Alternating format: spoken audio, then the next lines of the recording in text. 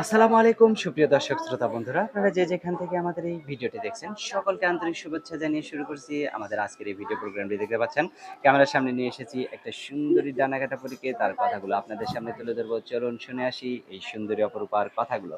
আসসালামু আলাইকুম আপু, ওয়ালাইকুম আসসালাম। কেমন আছেন? তা আছে আলহামদুলিল্লাহ, মোটামুটি আছি মোটামুটি আলহামদুলিল্লাহ। ভালো আছেন। জি, আপনার নাম কি আপু? আমার নাম ঋতু।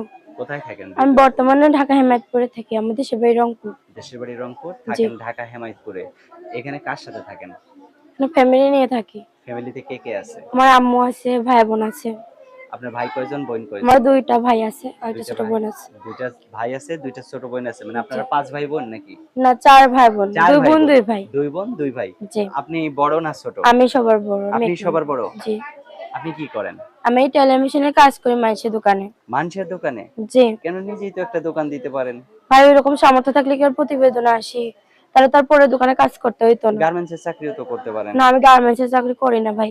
কারণ গার্মেন্টস এ বাজে বাজে পোলাপান থাকে। সবাই অন্যান্য তো আর বাজে না, কিছু সবাই হয়তো থাকে। অবশ্যই ওইটাই আমি পছন্দ করি না ভাই। আচ্ছা, অনেক সুন্দর নানা রকমের কথা বলবে কথা ভাই। আমরা বলতে। অসহায় মানুষ, গরিব মানুষ, নানা রকমের প্রস্তাব দেবে।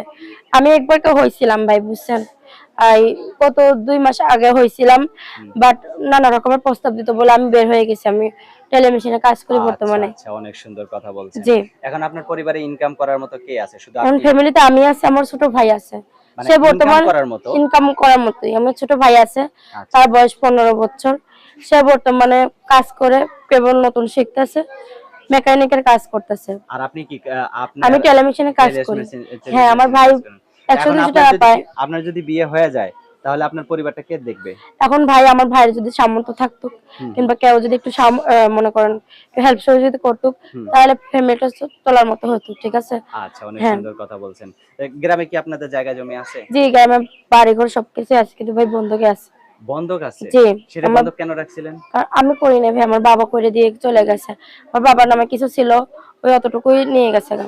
আচ্ছা, আচ্ছা। জি, তো এখন ওইটা যদি কেউ ছাড়ায় দেয়, আ উম তাহলে সে তো যদি আলহামদুলিল্লাহ। সে যদি ওইখানে আপনাকে বিয়ে করে বউ নিয়ে মানে আপনাকে নিয়ে থাকতে চায়, তাহলে তো সমস্যা হবে? আলহামদুলিল্লাহ, আমার কোনো সমস্যা নাই। সে যেখানে রাখবে আমি সেখানেই থাকবো।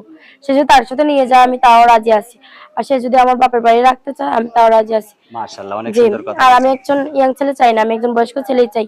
কারণ বয়স্ক ছেলেই আমার ভালোবাসবে, আমার পাশে দাঁড়াবে। মাশাআল্লাহ, মাশাআল্লাহ, অনেক সুন্দর। আপনার ফোন নাম্বার মুখস্থ আছে? জি না, আমার পরবর্তীতে দিয়ে দিব।